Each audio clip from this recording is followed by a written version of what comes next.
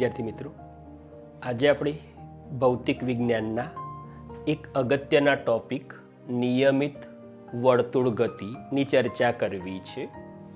તો નિયમિત વર્તુળ ગતિ એટલે શું?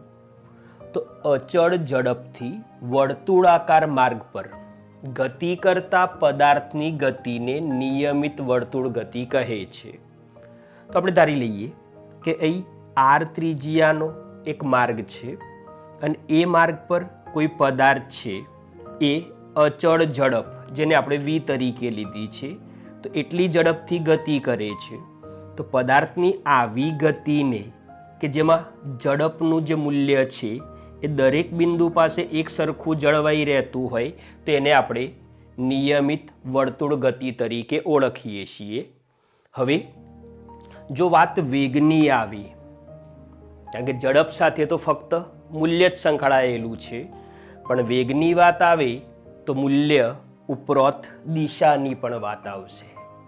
હવે અહીં આગળ નિયમિત વર્તુળમય ગતિમાં મૂલ્ય તો અચળ છે, પણ દિશા તો એ સતત બદલાય છે. હવે દિશા સતત બદલાતી હોય તો ગતિ પ્રવેગી કહેવાય. આપણે જાણીએ છીએ કે પ્રવેગ 3 રીતે ઉત્પન્ન થાય. જો વેગનું મૂલ્ય બદલાય, એટલે કે પદાર્થ ગતિ કરતો હોય એના વેગમાં વધારો કે ઘટાડો થાય તો પણ ગતિ પ્રવેગી. વેગનું મૂલ્ય અચળ રહેતું હોય પણ એની દિશા બદલાતી હોય તો પણ ગતિ પ્રવેગી, અને મૂલ્ય અને દિશા બંને બદલાય તો પણ ગતિ પ્રવેગી. એટલે અહીં દિશા બદલાય છે જેના લીધે ગતિ પ્રવેગી છે. તો હવે પ્રશ્ન એ થાય કે એ પ્રવેગનું મૂલ્ય કેટલું અને એ પ્રવેગ કઈ દિશામાં? તો એ પ્રશ્નો તરફ જઈએ એ પહેલાં આપણે વેગની જે દિશા છે એની વાત કરીએ. તો આપણે એટલું તો જાણીએ છીએ કે કોઈ પદાર્થ વક્ર માર્ગે ગતિ કરતો હોય તો એ વક્ર માર્ગના કોઈ પણ બિંદુ પાસે વેગની દિશા એ જે તે બિંદુએ દોરેલા સ્પર્શકની દિશામાં હશે. એટલે અહીં આ બિંદુ પાસે મારે વેગની દિશા મેળવવી છે, તો એ બિંદુ પાસે મેં જે આ સ્પર્શક દોર્યો એ દિશામાં વેગ થશે. એ જ પ્રમાણે આ બિંદુ પાસે વેગની દિશા મારે મેળવવી છે, તો હું એ બિંદુ પાસે સ્પર્શક દોરું તો એ વેગની દિશા થશે. એટલે કે વેગની દિશા વક્ર માર્ગ માટે વક્રને દોરેલા સ્પર્શકની દિશામાં હશે. તો પ્રવેગની દિશા વેગની દિશાને લંબ હશે. કારણ આપણે જાણીએ છીએ વેગની ફક્ત દિશા બદલાતી હોય તો એ પરિસ્થિતિમાં પ્રવેગ એ વેગને લંબ છે, કારણ કે લંબ ઘટક જે હશે એ દિશા બદલે છે. એટલે અહીં પ્રવેગની દિશા વેગને લંબ મળશે. વેગ સ્પર્શકની દિશામાં છે એટલે પ્રવેગ મળ્યો વેગને લંબ કેન્દ્ર તરફ. તો કેન્દ્ર તરફની દિશામાં અથવા તો ત્રિજ્યાની દિશામાં તો એને આપણે કેન્દ્રગામી પ્રવેગ કે ત્રિજ્યાવર્તી પ્રવેગ તરીકે ઓળખીશું. હવે આ જે પ્રવેગ છે એનું મૂલ્ય દરેક બિંદુ પાસે અચળ રહેશે. માની લો કે આ બિંદુ પાસે તો પ્રવેગનું મૂલ્ય અચળ રહેશે, પણ પ્રવેગની જે દિશા છે એ સતત બદલાતી રહેશે. હવે અચળ ઝડપથી ગતિ કરતો કોઈ પદાર્થ P બિંદુ પાસે છે ત્યારે એનો સ્થાન સદિશ r છે અને એ બિંદુ પાસે એનો વેગ સ્પર્શકની દિશામાં જે v વડે દર્શાવેલ છે. હવે આ કણ જ્યારે P' સ્થાન પાસે પહોંચે છે ત્યારે એનો સ્થાન સદિશ r' વડે અને એ બિંદુ પાસે વેગ એ સ્પર્શકની દિશામાં જે v' વડે દર્શાવેલ છે. r અને r' વચ્ચેનો ખૂણો એ ડેલ્ટા થીટા છે. હવે અહીં r અને r' આ બંને જે સદિશો છે એ બંનેના સમાન મૂલ્યને આપણે r તરીકે લઈએ. એ જ પ્રમાણે અહીં વેગ v અને v ડેશ બંનેની દિશાઓ જુદી જુદી છે પણ મૂલ્ય સમાન છે, જેને આપણે v તરીકે લઈએ. હવે અહીં જે સદિશ v અને v ડેશ છે તો આ બંને સદિશો ની દિશા જુદી છે પણ એમની લંબાઈ સમાન હશે, કારણ કે વેગનું મૂલ્ય સમાન છે. તો હવે આ સદિશોને એની દિશા ન બદલાય એ રીતે ખસેડી અને આપણે અહીં ગોઠવવાનો ટ્રાય કરીએ કે આ જે સદિશ છે એને ખસેડીને અહીં લાવ્યા અને આ જે સદિશ છે એને અહીં લાવ્યા. તો આ રીતે ગોઠવીએ તો અહીં ડેલ્ટા v એટલે કે વેગનો જે ફેરફાર છે એ આપણને આ દિશામાં મળે છે. અને એનું કારણ કે r અને v આ બંને પરસ્પર લંબ છે. એ જ પ્રમાણે r ડેશ અને v ડેશ તો આ બંને પણ પરસ્પર લંબ છે. તો એનો સીધો અર્થ એ થયો કે ડેલ્ટા r અને ડેલ્ટા v એ બંને પણ પરસ્પર લંબ હોવા જોઈએ. તો એ ડેલ્ટા v ની જે દિશા છે એ r અને r ડેશ વચ્ચે જે ખૂણો છે એના દુભાજક ની દિશામાં મળશે. એટલે કે વર્તુળ માર્ગનું જે કેન્દ્ર છે એ તરફ મળશે. હવે ડેલ્ટા v એટલે વેગનો ફેરફાર, તો વેગનો ફેરફાર જે દિશામાં છે પ્રવેગ એ જ દિશામાં મળશે. હવે જો સમયગાળો નાનો લઈએ તો બંને પદાર્થો ના સ્થાન વચ્ચેનો જે સ્થાનાંતર સદિશ છે એ નાનો મળશે, કારણ કે ડેલ્ટા થીટા નાનો થશે.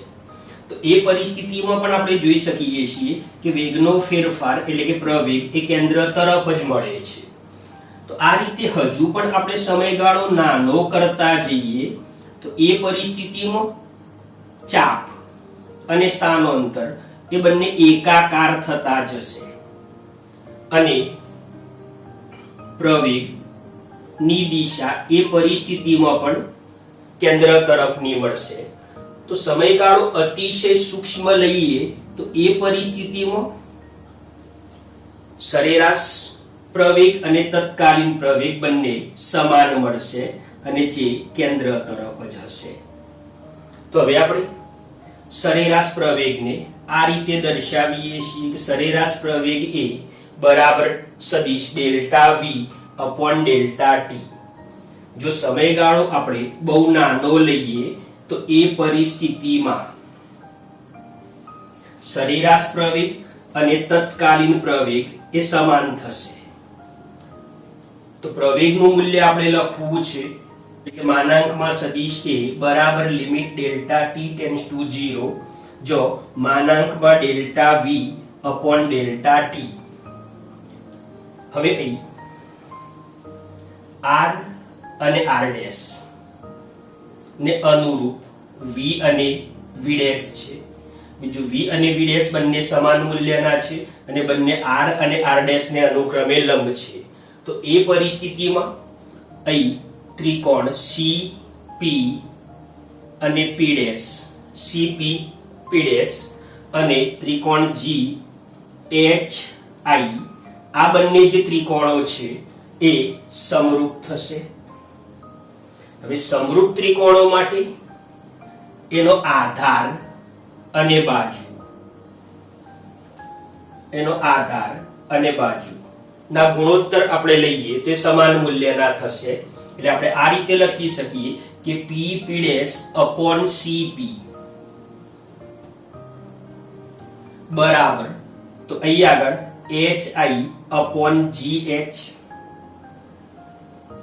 હવે આપણને ખ્યાલ છે કે PP ડેશ એ તો શું દર્શાવે છે ડેલ્ટા r, તો માનાંકમાં સદિશ ડેલ્ટા r અપોન સદિશ r નું મૂલ્ય પણ જેને આપણે r તરીકે લીધું તો અહીં આગળ આપણે r લખીએ. એ પ્રમાણે વેગના ફેરફારનું મૂલ્ય એટલે કે માનાંકમાં ડેલ્ટા v અપોન સદિશ v, તો એ મૂલ્ય આપણે v તરીકે લીધું. હવે અહીંથી સદિશ ડેલ્ટા v ને કરતા બનાવીએ તો v/r માનાંકમાં સદિશ ડેલ્ટા r મળશે, જેને આપણે પરિણામ નંબર 2 કહી દઈએ.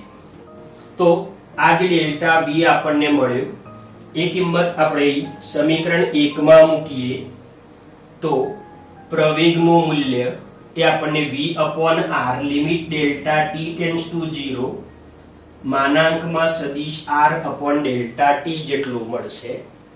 પરંતુ આપણે જેમ અહીં જોઈ ગયા કે ડેલ્ટા t ટેન્ડ્સ ટુ 0 હોય એટલે સમયગાળો બહુ નાનો હોય તો એ પરિસ્થિતિમાં ડેલ્ટા થીટા એટલે ખૂણો પણ અતિશય નાનો થશે.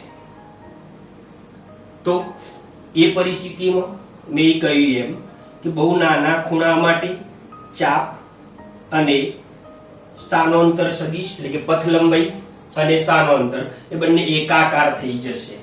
તો એ પરિસ્થિતિમાં ચાપ p અને સ્થાનાંતર સદિશ ડેલ્ટા r નું મૂલ્ય એ લગભગ સમાન હોય. હવે સ્થાનાંતર બરાબર વેગ ગુણ્યા સમયગાળો, તો આપણને એક આ પરિણામ મળ્યું. હવે અહીં limit delta t tends to 0 માનાંકમાં સદિશ ડેલ્ટા r/ડેલ્ટા t છે. તો આપણે અહીં limit delta t tends to 0 માનાંકમાં સદિશ r/ડેલ્ટા t બરાબર v લખી શકીએ. તો હવે આ જે કિંમત છે એ કિંમત આપણે અહીં મૂકી દઈએ તો આપણને કેન્દ્રગામી પ્રવેગ નું સૂત્ર જે મળશે AC બરાબર v/r ઇન્ટુ v. હવે v ઇન્ટુ v બરાબર v²/r થશે, જે આપણા માટે કેન્દ્રગામી પ્રવેગનું સૂત્ર છે. તો આમ અહીં વર્તુળાકાર માર્ગના દરેક બિંદુ પાસે પ્રવેગનું મૂલ્ય સમાન હશે, પણ એની દિશા દર્શાવતો જે સદિશ છે એ કેન્દ્ર તરફ જ રહેશે, પણ એની દિશા સતત બદલાતી રહેશે. એટલે પ્રવેગનું મૂલ્ય અચળ છે, પણ પ્રવેગ દર્શાવતો સદિશ એ પણ વેગ સદિશની જેમ અચળ નથી, કારણ કે એની દિશા વેગ સદિશની જેમ સતત બદલાય છે.